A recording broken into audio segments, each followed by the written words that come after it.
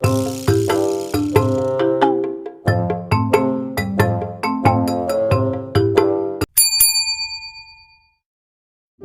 refused to run. Her eyes locked on Henry as he pleaded with her to flee, to leave him behind. "Leave me, Sonia. Save yourself. They're after my life, and I won't risk yours," Henry implored. But Sonia's love and devotion would not be swayed. "No, Henry. I won't abandon you. Now that I've found you again, we'll face whatever comes together, side by side. I will live with you, and if need be, I will die with you," she vowed. Her words were sealed with a tender kiss on his forehead.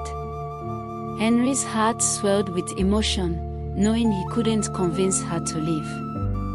Her love for him was stronger than any danger that threatened them. Soon, Henry was discharged from the hospital, his body still weak but his spirit renewed by Sonia's unwavering support.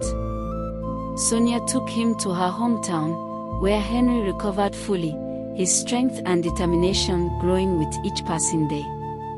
As they spent their days in quiet seclusion, Henry's thoughts turned to the palace and the betrayal that lurked within. He knew he had to act to surprise the palace and reclaim his rightful place as king.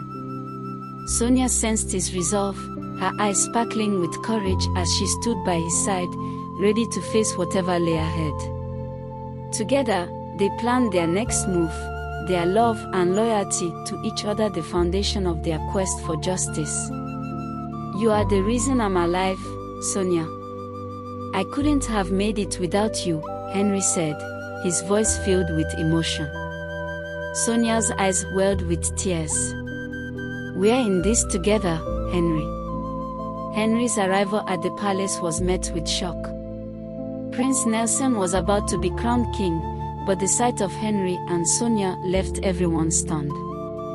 The Queen Mother, thinking she was seeing a ghost, turned to flee, while others in the palace, including Nelson, followed suit.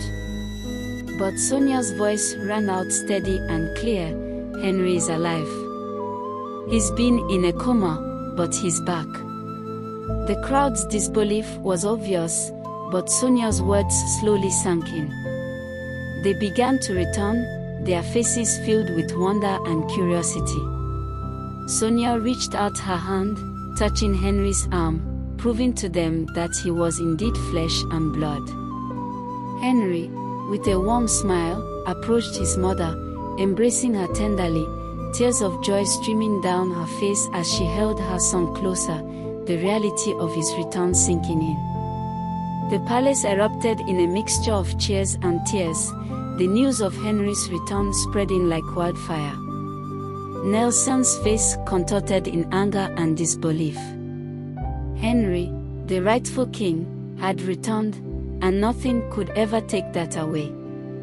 The coronation was immediately stopped. The leader of the chiefs declared, now that the eldest son is back, he should be crowned king. The other chiefs agreed, but Nelson shouted in protest.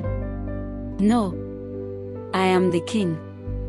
Crown me now," he instructed, glaring at the head of the chiefs. The head of the chiefs stood firm, declaring, "The rightful king has returned. Henry, the eldest son, is the true heir to the throne. We cannot crown you when the legitimate king stands before us." Nelson stormed out of the palace room, only to return with a gun, shouting, "Crown me now." But the head of the chiefs refused. Nelson pointed the gun at him, shocking everyone.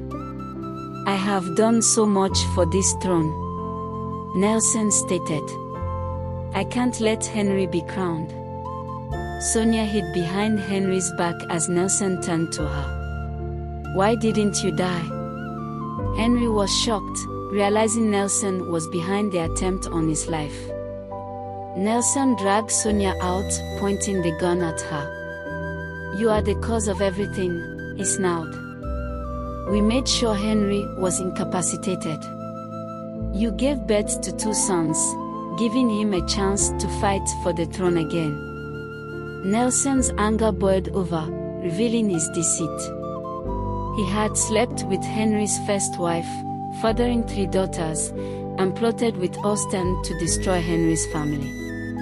Henry fought back, grabbing the gun and throwing it away. He slapped Nelson, and the Queen Mother intervened, calling the police before he was taken away. She gave him a hard slap, saying, "You are worse than Jasper."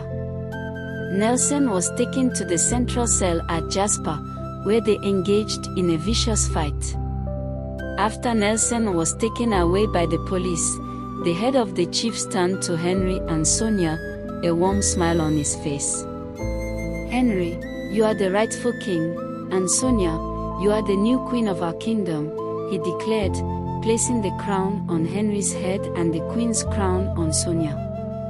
The palace erupted in cheers and applause as the newly crowned king and queen embraced, beaming with joy. The chiefs and courtiers gathered around, offering their congratulations.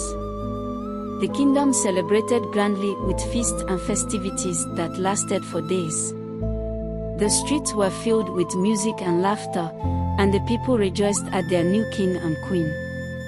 Henry and Sonia sat on their thrones, surrounded by their subjects, their faces glowing with happiness. They knew they had a lot of work ahead of them, but they were determined to rule with wisdom and justice, bringing peace and prosperity to their kingdom. The Queen Mother stepped forward and embraced her son and daughter-in-law.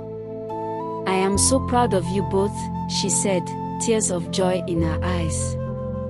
"You will make a great king and queen, and I'll be here to support you every step of the way." Later that night, Henry and Sonia sat alone in their room, surrounded by the quiet of the night.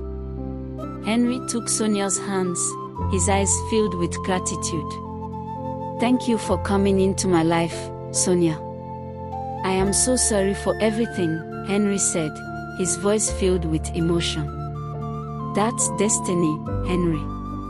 I was sold so we could be together, and I love you so much," Sonia replied, her eyes shining with love.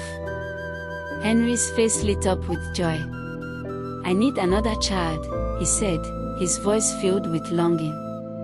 Sonia laughed and got up, returning with their sons. "Here are your children," she said, placing the boys in Henry's arms. Henry's face glowed with happiness as he held his family close. "I have everything I need right here," he said, his voice filled with contentment. As they sat together, surrounded by the love they shared, they drifted off to sleep, their hearts full of joy and gratitude. The most important lesson in this story is the power of love and loyalty. Despite facing betrayal, danger, and seemingly insurmountable obstacles, Henry and Sonia's unwavering commitment to each other and their determination to seek justice prevailed. Their journey demonstrates that true strength lies not in power or wealth, but in the bonds of love and trust. Sonia's steadfast support for Henry, even when all seemed lost, and Henry's resolve to reclaim his rightful place while protecting his family, highlight how love and loyalty can overcome any adversity and lead to ultimate triumph and happiness. And with that, my dear friends, our story comes to a close. But remember, the magic of storytelling lives on, waiting to sweep you away on new adventures where the wonders of imagination know no bounds. I hope you enjoyed the story. If you did, remember to like, subscribe, and leave a comment. Your support helps us grow our channel. See you in our next story. Bye. Subscribe to my channel.